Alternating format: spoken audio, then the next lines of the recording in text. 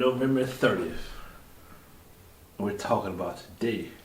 The Oath Keepers, a couple of them found guilty of big stuff.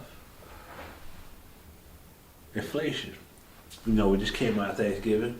Food inflation is high here, but not just here. When we look around the world, inflation high in the UK also on the food. Ukraine. There's a call back in July that Biden had when Ukraine got kind of testy. We'll cover that and much more. And with that said, let's go. Welcome to the Brandon T Show, where we talk about everything that's important to the working man. And we're not politically correct here. So working man means men, women, whoever's out here getting it. We come to deliver the news that's important to y'all. And with that said, this is the Working Man Committee. All right, let's get started. That the Oath Keepers found guilty of seduction of the U.S. Capitol. Yeah, look at this roller story here. So, the Oath Keepers found Stuart Rhodes and another leader of the right-wing group found guilty on Tuesday of seduction and conspiracy to attack the U.S. government, the U.S. Capitol, by a Donald Trump supporter. An important win for the Justice Department. They threw that Donald Trump reference in there. But I guess that's why they were down there. They felt like democracy was being stolen. The verdict against Rose and the co-defendants after 3 days of deliberation by a 12-member jury. Because it's federal would have been less than 12. Isn't it always 12? Alright. But hey, 12-member jury.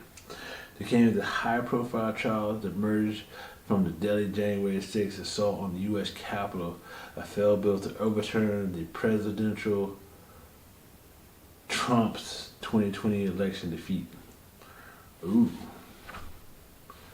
So, okay. So they're trying to overturn that. Rose is the leader of the Oath Keepers. Now, Rhodes, what oath are you keeping? But, also, we'll go into who is Rhodes. Rhodes is a Yale law educated former Army paratrooper and disbarred attorney. So he made it through the Army as a paratrooper, became a lawyer from Yale, and then got disbarred. Ugh. It's accused by prosecution during the 8-week trial of plotting to use force to block Congress from certifying the Democratic election of Joe Biden's victory over Republican Trump. Rhodes was convicted on 3 counts and acquitted of 2.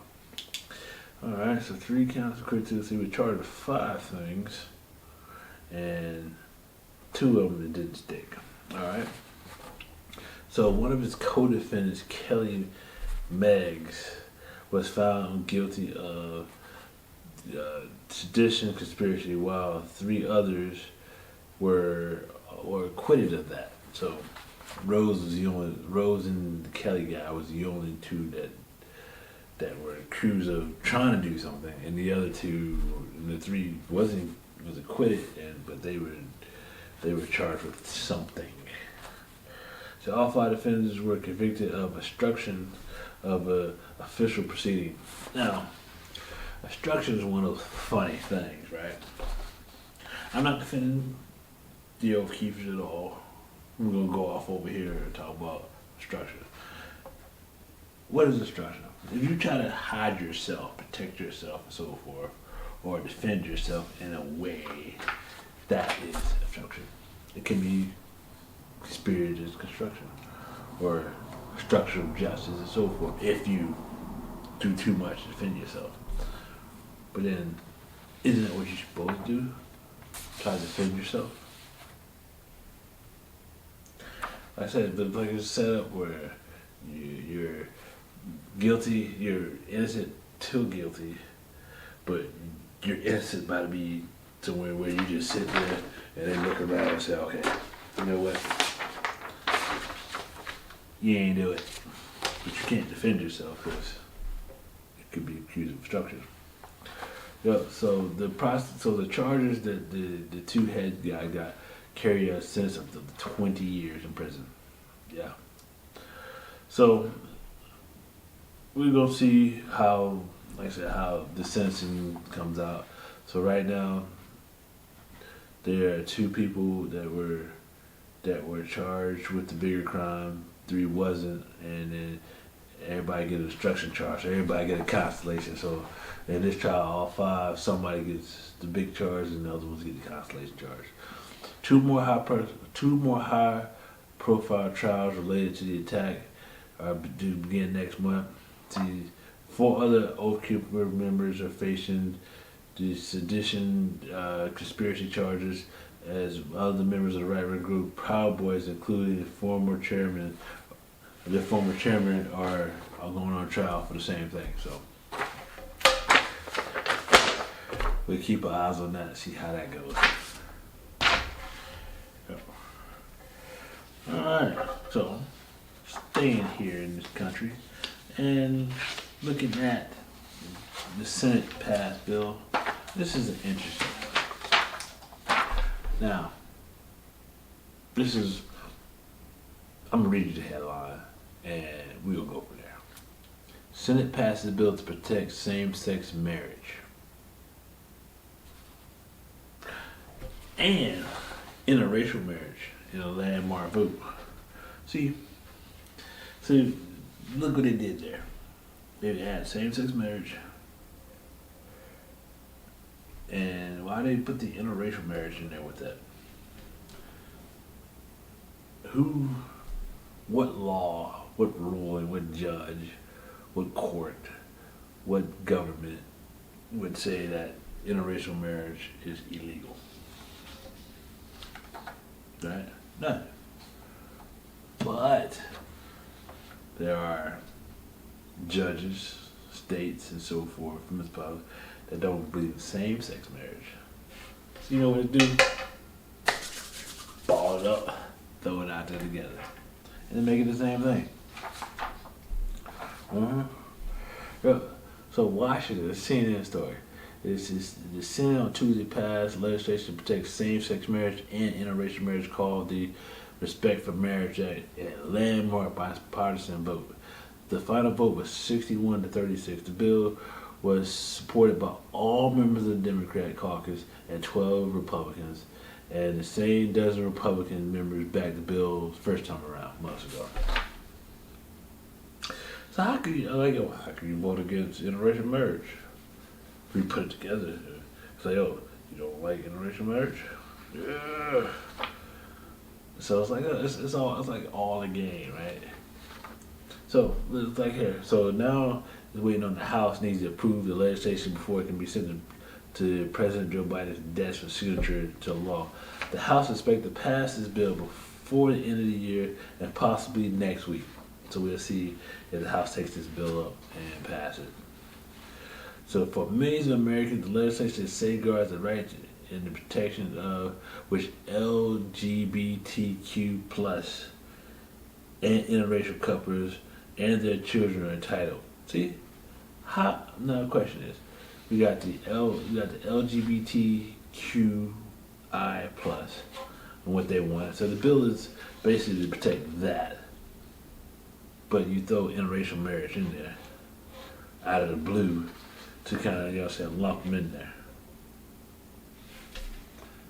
Shocking, right?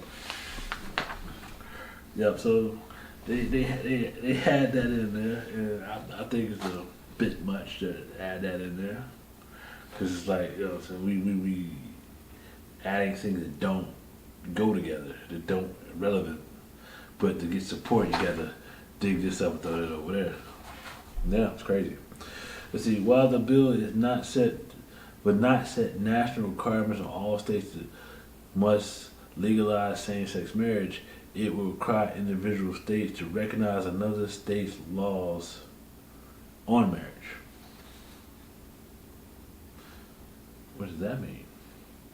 So in the event the Supreme Court overturns its 2015 let's see, court case and decide that the legalization of gay marriage is no longer legal, a state could still pass a law banning same-sex marriage, but the states that are required to recognize same-sex marriage from another state. So what they're doing is they're saying, okay, so say that let's pick two states. Let's say North and South Carolina.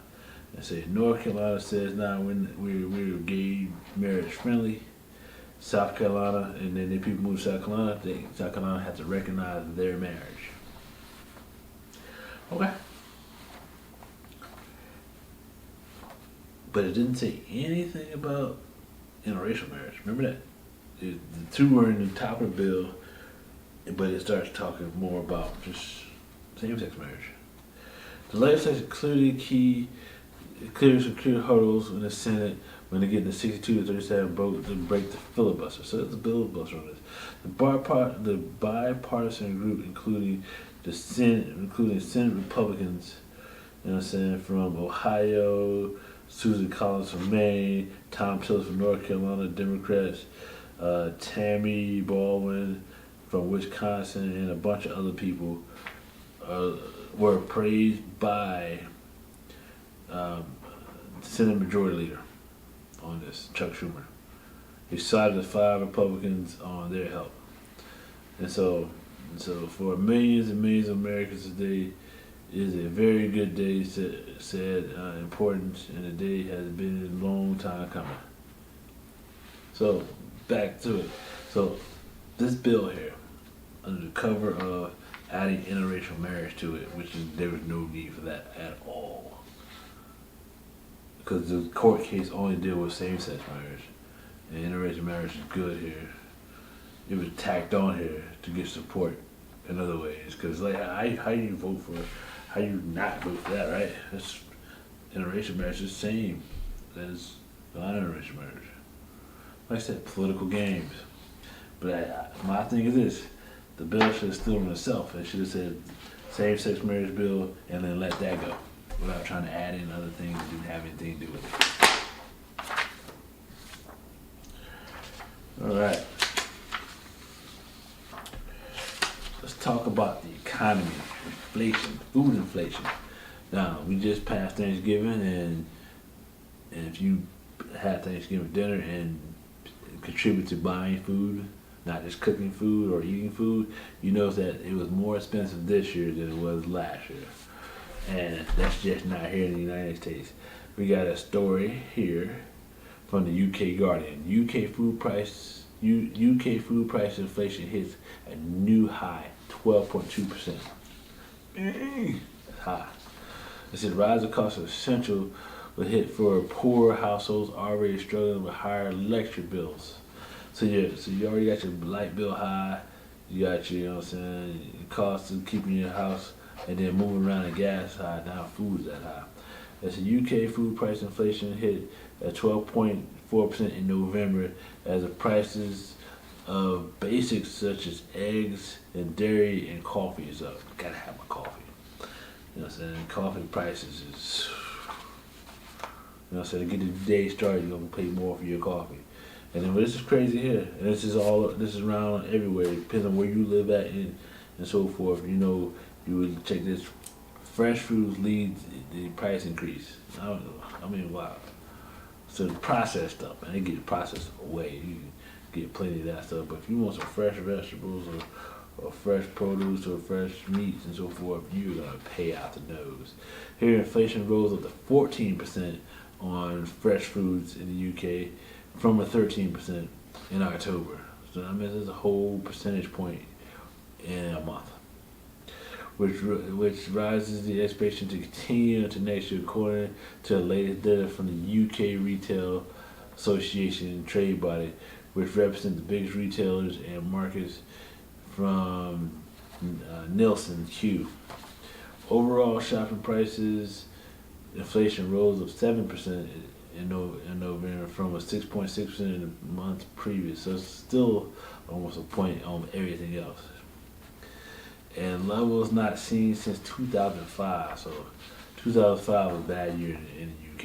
2008 was a bad year here in the States.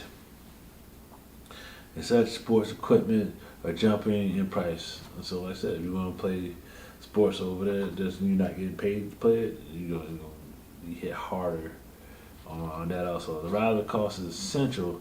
It's like hit poor households hardest, many of which are struggling to pay the bills, just the basic bills, and put anything in the savings.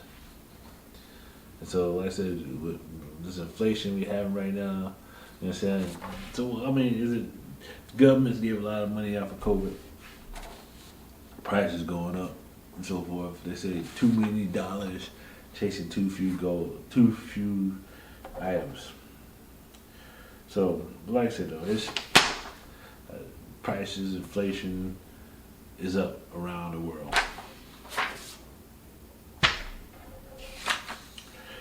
So got an interesting story here. Now, foreign aid in this country is it's about $38 billion a year. And so the reason I point that out is student loan forgiveness is $400 billion. They say they give people $10,000 or $20,000 if you got a Pell Grant. It's come to $400 billion. Foreign aid is $38 billion. So 10 years of foreign aid is $380 billion. And then say something happens, you can find like $20 billion somewhere, get it for it over 10. That is not at all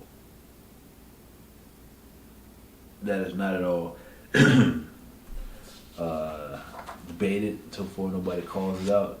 I mean, you hear a little watchdog report say that the foreign aid too much, but nobody makes a big deal like, hey, wiping out student loans. The government just saying, excuse me, the government just saying, hey, don't worry about it. You don't see me 10 or don't see me 20. You know what I'm saying? We just forget about it.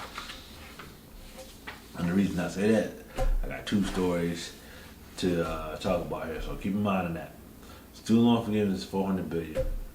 The government gives away $338 billion every year. So this is just a 10-year block. You know, 10 and a half year block, more than what student loan will be. All right, so keep that in the back of your mind. Here we go. I got a story here. President Biden lost his temper with Zelensky in June on a phone call with Ukraine leader asking for more aid. And so we're gonna go to CBS and to tell you more about what's happening. Go. New exclusive reporting about a phone call that happened between President Biden and the Ukrainian president back in June. What do we know about that conversation, Courtney? Yeah, that's right, Kate. So in this conversation, President Biden called President Zelensky to tell him about a roughly $1 billion package of additional equipment and weapons for the Ukrainian military coming from the United States. During the course of the call, President Zelensky continued, according to a number of officials who we spoke with who were familiar with the call, President Zelensky continued to talk about the additional equipment and weapons and support that he and his military needed. According to these officials, they said that President Biden finally just got frustrated and lost his temper and told President Zelensky, look, you could be a little bit more grateful. The reason that this story is interesting to us and is something that we're reporting on and officials are speaking to us about is because it shows that all these months ago, President Biden already realized that there was going to be a point where the American people, members of Congress, where people would start potentially pushing back on all these billions and billions of dollars of aid and equipment that the U.S. has been providing to Ukraine. And he knew that the narrative out there needed to be that the Ukrainian people and President Zelensky were grateful for it if the support was going to continue at that same level, Kate.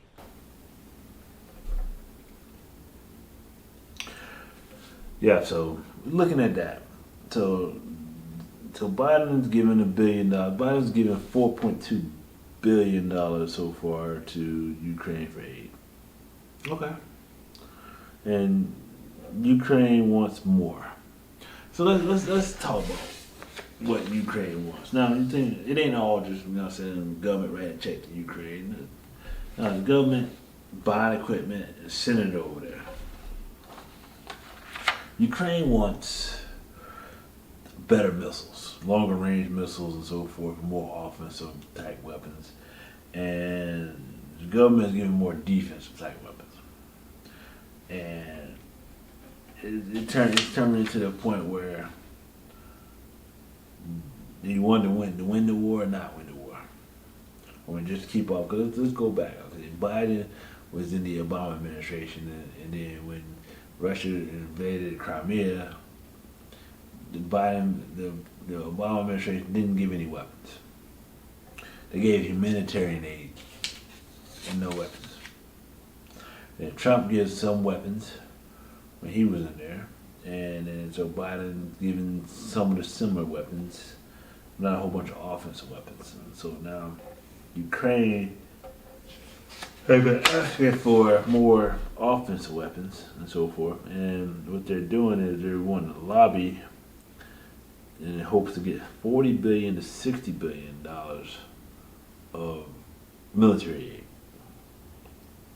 Hoping to get to 50, so I'm going to split the difference between the two. And so, like I said, we'll see as the total goes up, and we're going to keep track of the total of foreign aid and see when we hit the 400 billion overall, and then see what groups complain about the aid going there. If see the same groups complain about student loan forgiveness versus the foreign aid, but we all know nobody's gonna say anything about foreign aid because it doesn't give anybody nothing. The quote unquote lazy people that didn't do their right job paying their money back. We'll see how it goes. All right. And our last story, more money spent. U.S. will help repair demolished Ukraine electric grid. Rumors of Russia mobilizing has grown. Yes.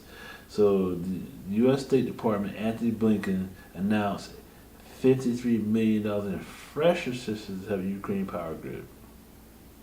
So we was at 4.2. Now we're at another 50 million to that.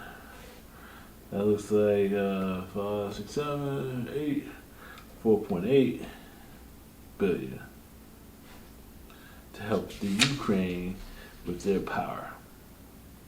Now, granted, it's almost winter time now in the world here, and I'm with, you know what I'm saying, to make sure people got heat and electricity. But if we're gonna do that and make sure they're good, we also should make sure people are good here. So we're gonna keep track on, like I said, what happens in Ukraine with the aid and the money.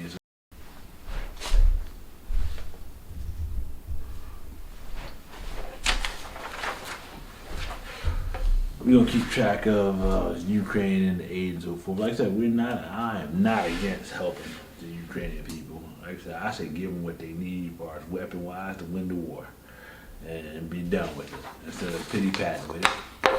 But you know, the government feels the way they feel about it. And so with that said, this has been the Working Man Committee. I'm your host, Brandon T, and this is Brandon T Show, and we'll see you next time. Peace.